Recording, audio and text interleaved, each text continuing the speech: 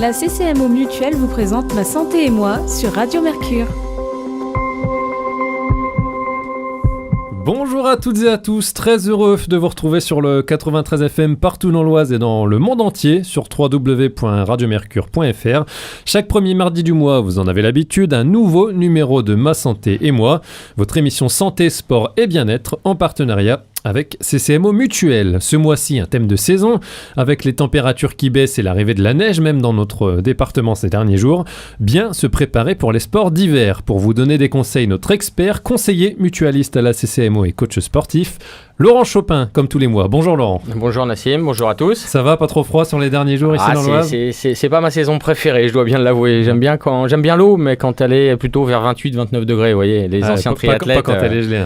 C'est quand elle est gelée, c'est plus compliqué. Ouais, puis même pour faire du vélo, pour courir, c'est vrai que c'est moins agréable. Ah bah là, c'est beaucoup plus compliqué, puis c'est un petit peu dangereux au niveau de la circulation. Ouais. Oui, la course à pied, il n'y a pas de souci, puis la piscine, l'avantage, c'est que c'est la plupart du temps couvert et c'est chauffé, donc c'est ça l'avantage. Mais le vélo, il faut avoir du caractère en ce moment. Ouais, donc c'est pas la saison préférée des triathlètes. Alors vous le savez, d'habitude au début de chaque émission on prend 4-5 minutes pour faire un focus protection sociale. Alors aujourd'hui on a décidé plutôt de garder quelques billes pour la rentrée 2018 parce que c'est surtout là qu'il y aura pas mal de changements, c'est ça Laurent ? Oui, il va y avoir quelques actualités un petit peu plus brûlantes sur le début de l'année prochaine, donc on fera un point complet par rapport à ça la prochaine fois. Voilà, suspense, un peu de teasing sur Radio Mercure, on vous donne déjà rendez-vous pour la prochaine édition qui sera donc début janvier avec plein de nouveautés comme c'est souvent le cas lors de chaque 1er janvier. Il y a les prix de l'électricité, du gaz qui changent souvent, mais il y aura aussi des nouveautés. C'est pas notre faute, par contre, de la mutuelle. Là, par contre, vous êtes non, pour les rien. prix du gaz et l'électricité, c'est pas nous, c'est promis juré. Bon, c'est pas auprès de la CCMO qu'il faudra se plaindre si vos factures augmentent.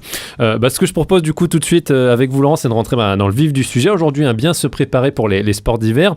Alors, évidemment, vous n'êtes pas tous à nous écouter à partir au sport d'hiver, mais ça quand même concerne déjà beaucoup de Français quand même globalement. C'est ça ce qu'on peut dire, Laurent. Oui, pas loin de 8 millions de Français partent au sport d'hiver. Après, il faut bien définir ce qu'on entend par sport d'hiver. Dans l'inconscient collectif, sport d'hiver égale ski, mais égale montagne, ce qui n'est pas forcément évident. On a parlé d'un tout petit peu de triathlon juste avant. On peut faire du sport aussi en hiver, donc ce sont des choses différentes. Là, on va s'orienter un petit peu plus montagne, ski alpin bien sûr, mais ski de fond, raquettes, randonnée, luge. Il y a beaucoup de choses à faire, à la montagne à cette période de l'année, et il y a un certain nombre de règles effectivement qu'il faut avoir en tête pour pouvoir les respecter. Justement, là, dans la prochaine demi-heure qui arrive, on va avoir l'occasion de parler un peu de toutes ces disciplines et on parlera aussi en fin d'émission du sport en général, même sans aller forcément à la montagne, mais du sport ici quand il fait froid et qu'on peut faire sur les routes de Beauvais, de Compiègne ou de Senlis. Mais déjà, tout d'abord, bien se préparer pour les sports d'hiver, ça veut dire quoi, Laurent, bien se préparer ? Alors c'est, bravo Nassim, très très bonne question. Bien se préparer revêt il va y avoir plusieurs chapitres. Il y a la préparation. On entend préparation physique souvent, la plupart du temps, sauf quand on habite à la montagne. Les sports d'hiver, tels qu'on les a définis précédemment, ne sont pas habituels, donc vont forcément engendrer un certain nombre de choses auxquelles il faut se préparer, notamment d'un point de vue physique. Mais nous avons aussi le matériel et nous avons aussi les règles de sécurité. Quand on est dans un environnement dans lequel on n'a pas l'habitude, il y a un certain nombre de règles évidemment à respecter. Alors on va prendre tout ça dans l'ordre. Alors on va commencer par le corps, avant de parler du matériel ensuite. Le corps, donc forcément quand on pense montagne, on pense articulation, on pense les genoux évidemment qui vont être très sollicités. Justement, alors quels conseils avant de partir déjà par exemple pour travailler peut-être le renforcement des articulations, Laurent ? Alors justement, vous avez raison de parler de ça, puisque sur les à peu près 8 millions de personnes qui partent au sport d'hiver dont on vient de parler, de 150 à 200 000 se blessent. Alors des blessures plus ou moins graves évidemment, mais comme vous l'avez dit, on est sur une sollicitation qui n'est pas ou qui n'est plus habituel ou qui est très ponctuel dans l'année, c'est une fois voire deux fois au plus dans l'année, et sur des sollicitations articulaires, chevilles, genoux, hanches, mais même au niveau des bras, puisque la chute est une possibilité au sport d'hiver. Alors par rapport à la chute, se prémunir de la chute, j'aurais tendance à dire peut-être progresser, ouais, c'est ça. Mais même quand on progresse on va plus vite, donc on prend plus de risques. Ou alors ne rien faire, rester au bar de l'hôtel. Le resto d'altitude, ça peut être pas mal aussi à regarder les autres, puis on peut se moquer en plus, donc ça peut être intéressant.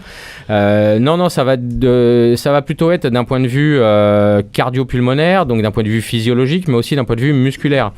La première règle à respecter, et on le sait tous parce qu'on l'a tous fait et on le fait à chaque fois qu'on est enthousiaste de partir en vacances, la première journée, on est à peine arrivé, on s'installe, le lendemain on se lève aux aurores pour pouvoir aller sur les pistes.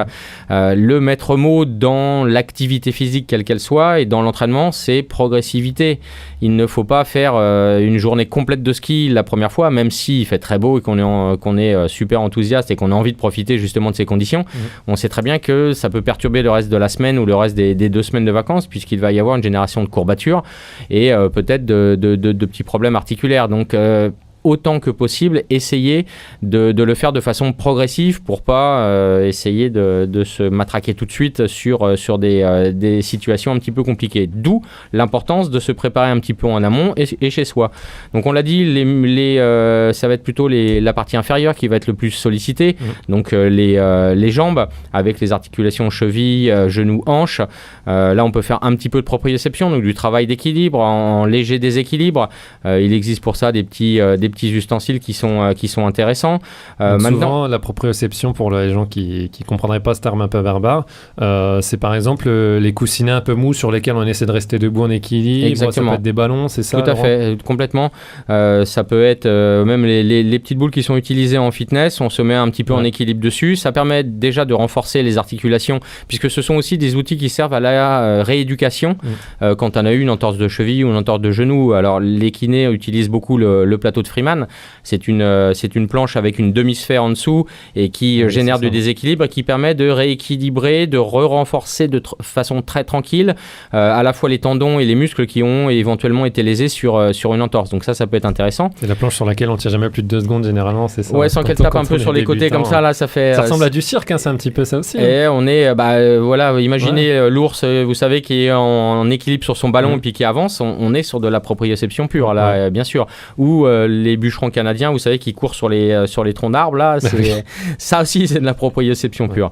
Maintenant, ça, c'est un petit peu, alors faut s'y connaître un petit peu, c'est peut-être un petit peu plus fastidieux. Maintenant, il y a des exercices de renforcement musculaire. On a parlé maintes et maintes fois du gainage. Ça, c'est une évidence. À partir du moment où le bassin va être correctement fixé, on va être déjà meilleur techniquement sur les skis ou sur les skis de fond, peu importe. Et ça va permettre de sécuriser la partie mobile qui va être le bassin, notamment en ski, avec tous les membres inférieurs. La chaise sans fond. Vous savez, vous asseyez le dos plaqué à un mur avec les jambes à 90 degrés et puis vous faites des séquences de 20 secondes de récup ou 30 secondes de récup et puis vous augmentez ça en prévoyant maintenant. Ça peut être intéressant déjà pour les vacances de Noël si vous le faites 3-4 fois dans la semaine sur des séquences de 5-6 minutes, ça peut être très intéressant et puis on progresse très très vite et là ça va renforcer les quads. Je regarde des souvenirs quand on était plus jeune avec les amis, on se faisait des concours de celui qui restait le plus longtemps et le lendemain comment c'était au niveau des courbatures, même à la fin on tenait plus debout. Vous voyez, on parlait de triathlon tout à l'heure, quand vous faites la chaise sans fond et vous essayez de marcher derrière, c'est un peu la sensation qu'on a quand on descend du vélo qu'on va courir. C'est à peu près ça. Donc là renforce du 20 secondes c'est ça. 20 secondes. Après, on peut augmenter 30 secondes, et puis donc 30 secondes d'effort, 30 secondes vous relâchez, ou 1 minute, 30 secondes relâchées. Après, en fonction du niveau et en fonction de l'habitude, on peut faire varier les temps de maintien de la posture et les temps de récup. Pour information, un skieur comme Jean-Claude Killy tenait 20 minutes avec un poids de 10 kg sur les cuisses. En chaise? Oui, en chaise sans fond. Parce qu'il y a descendeur, donc forcément, les sollicitations sont énormes par rapport à ça. Et encore, à l'époque de Jean-Claude Killy, le renforcement musculaire était en dehors de la salle de muscu. Maintenant, imaginez les descendeurs professionnels maintenant avec la prépa physique qui a énormément évolué et la musculation. Ça doit être, j'ai pas les chiffres là, mais ça doit être colossal ce qu'ils sont capables de faire avec des cuisses en béton armé. Donc ça va permettre justement de mieux vivre les 2-3 premières descentes et puis d'avoir un petit peu moins de courbatures.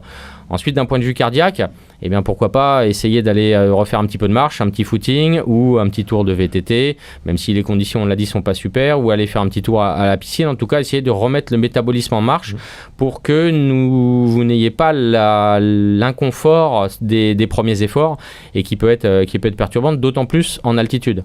Où en altitude, la pression partielle de l'oxygène est plus faible, donc il est un petit peu plus compliqué de respirer. Donc si on a redéveloppé son matériel cardiovasculaire, musculaire, ça peut être intéressant. Donc les articulations, le cardio, est-ce que faire du squat, ça peut être intéressant aussi ? Oui, la même veine un peu que la chaise ? Bien sûr, puisqu'on est sur du travail de quadriceps, qui sont les muscles les plus sollicités en ski. Bien sûr, maintenant le squat, pas n'importe comment, il y a des postures à respecter. Il faut faire attention parce qu'on peut vite se casser le dos. Exactement. En règle générale, quand vous voyez dans une salle de fitness les gens qui font du squat, les talons sont sur une petite planche surélevée, de manière à bien fixer le bassin, à bien fixer le dos. Et pour des gens qui n'ont pas l'habitude, un squat complet est une grossière erreur. Un quart de squat ou un demi-squat, c'est-à-dire vous ne descendez pas les fesses jusqu'au talon, vous arrêtez à mi-parcours ou à quart de parcours, c'est largement suffisant. Et sur des barres qui sont très peu chargées. Maintenant, là, on rentre sur de la musculation pure. Le renforcement musculaire chez soi est relativement facile à faire en termes de gainage, en termes de renforcement des quadriceps.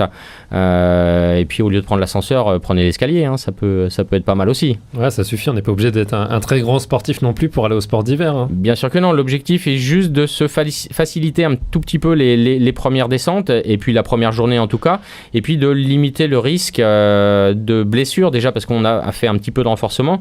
Et puis si on est un petit peu moins fatigué à la fin du premier jour, et puis un petit peu moins fatigué à la fin du deuxième jour, il est probable qu'on soit plus lucide, donc avec des risques de blessure qui sont minimisés. C'est quoi globalement les blessures des sports d'hiver ? Alors la blessure classique, la cheville, on est à peu près tranquille puisque dans la chaussure de ski, on est bien maintenu. Donc forcément, la cheville étant en point, étant fixée, c'est-à-dire on est quasiment le mollet et le pied plâtrés quasiment, c'est forcément le genou. Et les ligaments croisés, la rupture des ligaments croisés en ski, ce sont les blessures les plus fréquentes. Bien sûr, quand on surtout que le ski, comme il peut emmener, c'est ça, la longueur du ski peut emmener le genou partir tout seul. Oui, même si les fixations peuvent sauter, mais toujours est-il qu'on a un levier qui est relativement long et donc la rotation peut être d'autant plus importante que le levier est long. Après, les autres blessures, c'est en cas de chute, ça peut être de la fracture minime jusqu'à la grosse fracture, bien sûr. Et puisqu'on est en train de parler de chute, même en étant un bon skieur, et ça c'est vrai aussi pour les cyclistes, c'est le port du casque. Le casque a nécessairement une utilité, déjà pour soi, parce qu'on risque de tomber, mais vous pouvez tomber à cause des autres aussi. Et quand on tombe à cause des autres, en général, on ne l'anticipe pas, et la chute peut être beaucoup plus brutale que si on essaye sans se rattraper, mais on l'a un petit peu anticipé, on peut minimiser les risques en tout cas les impacts de la chute. Tant qu'on est sur les blessures, donc on l'a dit, la classique c'est les ligaments croisés. On est beaucoup à l'avoir subi cette blessure, que ce soit sur des terrains de sport, le foot, le rugby, le hand. Et je sais que pas mal de nos auditeurs aussi, forcément, ça leur est déjà arrivé dans leur vie. Je sais que moi, par exemple, j'ai aujourd'hui peur d'aller au ski parce que j'ai subi moi-même donc une rupture des ligaments croisés. J'ai fait ma rééduque, mais j'aurais peur aujourd'hui de rechuter. Je me dis à la limite, peut-être la seule chose que je voudrais bien faire, c'est peut-être du ski de fond, puisque là on est dans les rails et qu'il n'y a pas trop de changement de direction. Est-ce que ça peut être aussi une manière de pouvoir quand même profiter des sports d'hiver sans se mettre en danger ? Alors il fut une époque, mon bon monsieur, quand j'étais jeune, le ski alpin était alpin ou pyrénéen, le ski de fond était plutôt jurassien, donc on avait les sites étaient très identifiés en fonction des disciplines. Maintenant les stations de ski, vous avez vu comment elles se développent aussi l'été avec certaines pratiques pour l'été, donc la station de ski, son objectif va être de pouvoir attirer du monde sur l'ensemble de l'année. Il est évident aussi que leur offre en termes de sport d'hiver a énormément évolué. Les domaines skiables ont évolué avec des domaines skiables qui font des ententes et qui se mutualisent les uns les autres. Et les disciplines telles que le ski de fond se font quasiment à peu près partout maintenant. Ça c'est une évidence. Ça s'est un petit peu démocratisé aussi avec ce qu'on appelle le pas de patineur, parce que vous avez parlé des rails. Effectivement, dans le pas classique, on est dans des rails avec une technicité qui s'apprend. Le pas de patineur, il suffit d'avoir fait un petit peu de roller et puis on va commencer à pouvoir s'amuser un tout petit peu. Je dis pas que vous allez skier comme Martin Fourcade, on n'en est pas encore là, mais au moins on va pouvoir s'amuser un petit peu et c'est peut-être un petit peu plus ludique, mais aussi les randonnées en raquettes. Il y a tout un tas d'activités qui sont maintenant proposées et qui sont à la portée de tout le monde, et c'est ça justement l'objectif, pour que l'ensemble de la famille puisse profiter des bienfaits de la montagne et des activités qui sont proposées. Laurent, donc on a parlé donc de la préparation avant de partir en sport d'hiver. On a dit que c'était important éventuellement de faire un peu de travail de renforcement avant de partir, avec des travails pourquoi pas de squat, la chaise, etc., de proprioception également. Parlons maintenant de l'équipement, puisque c'est aussi l'une de nos marottes ici dans cette émission. Quand on parle que ce soit de marche nordique, etc., de course à pied en général, on dit qu'il faut être bien équipé. Pour le ski également, il faut être bien équipé. Quelles sont déjà les choses obligées pour vraiment faire du ski en sécurité, Laurent? Alors, les choses à éviter, vous savez, c'est les chaussures trop serrées. Vous voyez à qui je fais référence? J'en peux plus, c'est trop serré. Bon, voilà. Voilà, exactement. Exactement. Même si le plus gros défaut de Bernard, c'est son égoïsme, on est bien d'accord. On est d'accord là-dessus. Donc le matériel, bien sûr, le matériel à sa taille, adapté évidemment pour les chaussures, c'est une évidence. Le matériel adapté, c'est aussi les skis adaptés à son niveau. Ne pas prendre des skis qui ne sont pas, qui nécessitent une technicité que l'on n'a pas forcément. Et puis l'objectif, il est quand même, nous sommes en montagne, probablement avec de l'altitude, avec des températures assez fraîches, notamment si on est en haut des pistes et le matin assez tôt. Donc maintenant, l'avantage, c'est qu'il y a énormément de matériel technique que l'on trouve partout. Même en plaine, on peut acheter du matériel qui est du matériel respirant, donc qui va permettre à la transpiration de s'évacuer tout en évitant que le froid et l'humidité puissent rentrer. Donc voilà, il y a énormément de choses à faire. Bien protéger les extrémités, je ne fais d'allusion à rien du tout, mais plutôt au niveau des gants, avoir le bon matériel, les lèvres, le nez, bien sûr, il y a aussi des crèmes qui permettent de le faire, les yeux, puisqu'il y a aussi des risques d'ophtalmie avec la réverbération du soleil sur la neige qui est assez violente, et donc les lunettes de soleil, mais les lunettes de soleil adaptées. Vous savez, les lunettes de soleil sont... Pas celles qu'on met ici pour aller au plan d'eau du Canada l'été. Voilà, celles que vous avez... Pour flamber. Voilà, celles-là sont un petit peu moins adaptées parce que les verres ont des filtres qui doivent être adaptés à la montagne et à l'indice, à la fois l'indice UV, mais à l'indice de réfraction de la lumière sur la neige. Donc ça, c'est idéal pour éviter évidemment les désagréments qui pourraient être dus aux choses dont on n'a pas forcément l'habitude, mais qu'il faut prévoir. Sinon, il y a des masques de ski, c'est ça qui prennent... Bien ça sûr. prend le nez aussi. Je sais plus, j'ai plus. Non, là c'est les masques de plongée, Nassim, c'est pas la même chose. Non, là vous pouvez respirer par le nez. Parce que ça y ressemble un petit peu physiquement. Ça y ressemble, mais il n'y a pas le petit néoprène sur le nez. Donc les masques de ski prennent. Oui, parce qu'on peut lutter aussi contre le froid. Imaginez, vous allez faire une descente, il se met à neiger, les lunettes ne sont peut-être pas suffisantes pour pouvoir protéger les yeux des atteintes des flocons ou des petites projections. Donc tout ça est important parce que ça peut perturber l'ensemble d'un séjour et le gâcher proprement dit. Et comme en vélo, casque aussi obligatoire en ski? Alors c'est ce que je disais tout à l'heure, ça semble... alors pour moi, ancien triathlète, ça semble... Nous, de fait, on avait systématiquement le casque puisque le casque était obligatoire en compétition. Donc quand on sortait, et même maintenant quand je monte sur un vélo, j'ai pas mon casque, je me sens tout nu quoi, en fait. C'est comme maintenant on a le réflexe de la ceinture. Nos parents et nos grands-parents roulaient sans ceinture, il a fallu qu'ils s'habituent à mettre la ceinture. Nous, on y pense... C'est quand on ne l'a pas que ça nous paraît bizarre. Ouais, c'est ça. Donc voilà, je sais il doit y avoir beaucoup de gens qui vont faire du ski sans casque. Même si c'est sur des pistes de débutants, même si c'est sur de l'apprentissage, il y a toujours un risque. Il y a du matériel qui peut être projeté, les bâtons, les skis, le sien, celui des autres aussi. Le risque de chute, évidemment, est inhérent à la pratique. Donc oui, c'est un conseil indispensable pour moi. C'est un matériel indispensable et donc un conseil qui est fondamental. Donc voilà, le casque, le masque, les gants, voilà, vraiment être bien équipé et avec également les chaussures et les skis à sa taille. Donc ça, c'est pour l'équipement. Après, il y a aussi des règles de sécurité, entre guillemets, basiques à adopter quand on est sur une piste de ski. C'est quoi ces règles, en tout cas au moins élémentaires, Laurent, pour éviter les collisions et ce genre de choses? Ouvrir les yeux, c'est bien déjà. Ouais. Éviter les pistes, vous savez, au départ, où il y a une tête de mort avec le nez qui saigne, ça c'est compliqué aussi. Éviter les tremplins. Éviter le hors-piste. Oui, évidemment. évidemment, ou le hors-piste accompagné par des professionnels. Évidemment, les pistes maintenant sont, mais depuis très longtemps, sont balisées et classifiées. Donc on sait ce à quoi on va avoir affaire. Ne pas se prendre pour un autre, donc ne pas aller sur une piste qui n'est pas de son niveau, mais c'était valable pour le matériel, donc c'est aussi valable, et y aller de façon progressive, ça c'est une évidence. Ouais, si on y va avec des copains qui ont plus l'habitude, allez, nous tout de suite on va faire la piste noire, et si on veut les suivre pour faire gaillard, c'est pas forcément le bon conseil. Voilà, c'est le sketch de Stéphane Rousseau, vous savez, avec sa copine qui part directement sur la piste, et c'est là justement où il dit j'avais pas vu qu'à l'entrée de la piste il y avait une tête de mort avec le nez qui saigne. Il finit, vous savez, dans le chalet avec une maman ours qui vient le lécher, c'est une américaine, enfin voilà. D'accord. J'irai le voir. C'est un sketch sur le lipstick à la pomme ou à la fraise, je sais plus. Ça c'est pour le ski alpin, le ski de piste, le ski de fond. Les pistes évidemment sont aussi balisées, sont codifiées, classifiées bien évidemment. Les randonnées en règle générale, les randonnées raquettes sont aussi bien balisées. Maintenant, ne pas s'aventurer sur un terrain qu'on ne maîtrise pas. Ouais. L'été, on voit des choses qu'on ne voit pas l'hiver.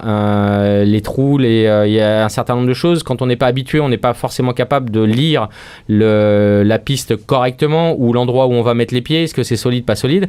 Et puis surtout, si on part un petit peu à l'aventure en ski de fond ou en rando, qu'il y ait toujours quelqu'un qui soit prévenu de l'itinéraire sur lequel on est parti, et surtout en règle générale, c'est vrai aussi sur les randos, même l'été, c'est laisser au moins le message de savoir sur quel type de parcours on est parti, à quel moment, et quelle est l'heure approximative de retour.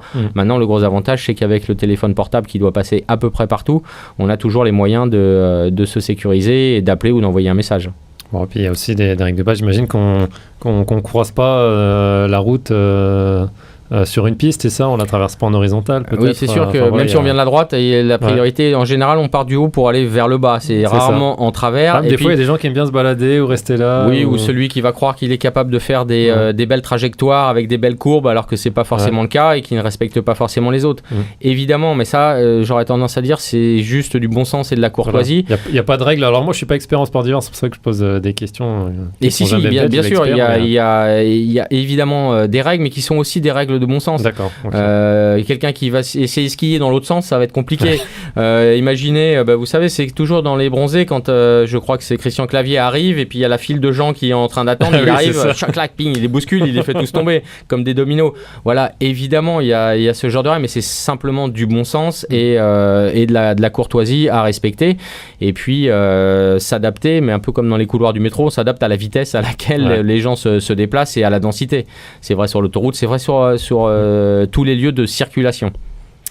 Donc voilà, globalement, les conseils qu'on peut vous donner si vous partez donc au sport d'hiver. Alors, j'aimerais, Laurent, pour qu'on finisse, il nous reste 5 minutes dans cette émission, qu'on s'adresse aussi aux auditeurs qui ne vont pas forcément partir, en tout cas à la montagne, que ce soit dans le Jura, dans les Pyrénées ou dans les Alpes. Mais il y a aussi énormément de monde qui fait du sport en ce moment ici dans l'Oise, et on l'a dit, il commence à faire froid, il commence à y avoir du gel, de la neige. Nous, tous les soirs à la radio, à travers les vitres du studio, on voit plein de coureurs notamment passer le soir alors qu'il fait très très froid. C'est quoi déjà les conseils de base là aussi pour faire du sport quand il fait froid? Déjà, est-ce que c'est conseillé de faire du sport en extérieur en ce moment de ce temps-là? On n'est pas au Canada ou au Groenland. Là, on est sur des températures qui sont à peine négatives. Le soir, on est entre 0 et 3 degrés. Donc, on n'est pas non plus sur des températures extrêmes. On n'est pas sur le marathon arctique qui se passe en Alaska avec moins 40 de moyenne, évidemment. Donc, le matériel adapté. Avec ces derniers jours, la météo qu'on a eue, surtout si vous voyez passer les coureurs le soir avec la pénombre, c'est un petit peu difficile de lire les endroits sur lesquels on pose les pieds. Donc être très prudent sur les passages pour piétons et sur les plaques qui sont en fer, les plaques d'égout. Peut-être ça peut aider pour la pour frontale. La alors en ville, la frontale a deux intérêts. C'est premièrement être vu. Après, avec la lumière de la ville, on peut toujours tomber dans une ruelle où il n'y a pas énormément de lumière. Ici, avec la voiture en partant, les pénombres, pas toujours très bien à certains endroits. Mais il y a aussi les gilets réfléchissants. Ouais, Bien aussi. sûr, ça, c'est des normes de sécurité qui sont logiques. Et on le sait, les coureurs à pied ne les respectent pas tous, parce que c'est vrai que quand on court dans la rue, on a l'impression que les voitures nous voient. Ouais. Alors que je suis d'accord avec vous, il suffit qu'il y ait une voiture qui arrive en face avec ses phares et avec ses feux de croisement, et on voit pas forcément dans le petit angle mort de pénombre, on voit pas forcément le coureur. Donc bien respecter ce genre de choses. Le matériel maintenant, encore une fois, est suffisamment technique pour s'adapter à la température, j'entends. Une des règles que j'aime bien, c'est si on est parti sur une séance intense dehors, on va parler de course à pied, commencer son échauffement de façon très très progressive. On est sur une augmentation de température du moteur, donc du moteur cardio-pulmonaire, mais aussi du moteur musculaire. Et quand il fait froid, il a tendance à chauffer moins vite que quand il fait chaud. C'est une lapalissade, mais c'est bon de le rappeler. Donc de commencer de façon très progressive, peut-être encore plus que d'habitude, de bien soigner cet échauffement. Et puis... Justement, l'échauffement déjà dehors dans le froid, ou on s'échauffe chez soi au chaud et on sort d'un seul coup au froid dès qu'on est chaud? J'aimerais bien voir ça, Nassim, cet petit échauffement au chaud, et puis hop, on sort d'un seul coup. non, Non, et vous pouvez vous échauffer. Alors, pour s'échauffer tranquillement, notamment en course à pied, il y a une petite technique qui est relativement simple. Alors, quand on groupe, c'est un petit peu plus compliqué, c'est de commencer à respirer par le nez et pas par la bouche. Donc déjà, on va amener moins d'air au niveau des poumons, donc moins d'oxygène au niveau des muscles. Donc on va commencer beaucoup plus tranquillement, ça c'est la première chose. Et puis surtout, en faisant passer l'air froid par le nez, ça va permettre d'humidifier cet air froid. Quand il va arriver au niveau de la gorge et des poumons, il aura déjà tendance à se réchauffer un petit peu, à être moins agressif. Tous ceux qui ont fait des séances de piste, des séances intenses, notamment en course à pied l'hiver, ont ce sentiment, la gorge gratte, les poumons brûlent un tout petit peu. Donc si on les prépare un petit peu mieux, c'est d'autant plus facile de gérer sa séance et de récupérer. Après, on sait très bien, et on n'est pas tous égaux par rapport à la sensation de froid. Maintenant, dès qu'il va faire moins de 5 degrés, 0, voire des températures négatives, on a aussi un impact sur les muscles. Donc les muscles qui vont être mis en jeu doivent être dans un premier temps protégés. Mais ceci dit, pas trop, parce que sinon, il va y avoir un risque au niveau de la thermorégulation, on va faire surchauffer le moteur, et en fin de séance, ça risque d'être compliqué. Donc c'est un équilibre à trouver. L'équilibre parfait... c'est vraiment des petites c'est à la sensation. C'est la première chose, je vous l'ai dit, respirer par le nez, qui va permettre d'humidifier l'ensemble du circuit. Et puis on doit avoir un tout petit peu froid quand on sort. Si vous n'avez pas froid quand vous sortez de chez vous pour partir à pied notamment, c'est que forcément vous allez avoir trop chaud à un moment donné, puisque quand le moteur va être bien en route et que vous allez être sur votre séance, vous allez avoir trop chaud. Donc juste avoir pendant 5-10 minutes cette petite sensation de froid qui va permettre on va savoir qu'on a le bon vêtement ou le bon nombre de couches. Si vous n'avez pas froid en sortant de chez vous parce que vous refusez de cet inconfort, un quart d'heure après, vous allez voir que vous allez être trempé et ça va être la surchauffe.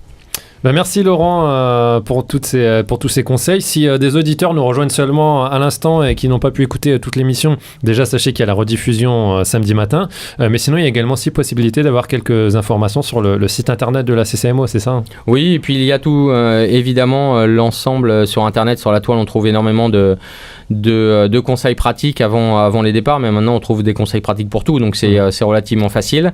Maintenant voilà, progressivité, prudence, forcément, et mère de sécurité, donc c'est le conseil que je pourrais donner. Donc voilà, vous avez tous les conseils si vous voulez faire de l'activité physique en hiver, que ce soit chez vous ou donc au sport d'hiver. Merci Laurent d'avoir été encore une fois avec nous pour cette émission Ma Santé et moi. On se retrouvera maintenant en 2018. Eh oui. Début de l'année, on l'a dit, avec en début d'émission pas mal de nouveautés concernant les mutuelles, donc on vous en parlera à ce moment-là. Joyeux Noël, bonne année, je sais pas ce qu'on peut déjà se dire à l'avance. Tout ça. Et puis ma crêpe au sucre, c'est quand vous voulez. Hein. La crêpe au sucre, ouais. Vous êtes trompé d'établissement, Lucien ne fait pas ça ici.